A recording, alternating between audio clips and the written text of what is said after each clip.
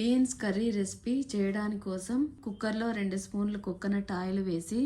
వేడవ్వగానే అర్ధ స్పూను జీలకర్ర,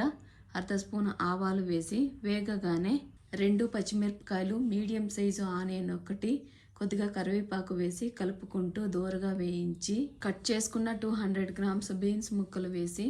medium flame మీద కలుపుకుంటూ 2 మినిట్స్ వేయించి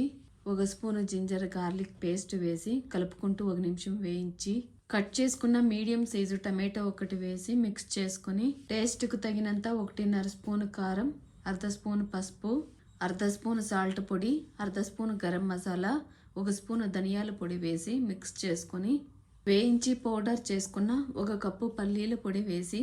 అంతా బాగా కలిసేలాగా మిక్స్ చేసుకొని గ్రేవీకి సరిపడా 1 గ్లాసు వాటర్ వేసి మిక్స్ చేసుకొని మూత పెట్టి 2-3 విజిల్ రాగానే స్టవ్ ఆఫ్ చేసుకొని ఆవిరంతా పోగానే మూత తీసి కొత్తిమీర ఆకు వేసి సర్వ్ చేసుకుంటే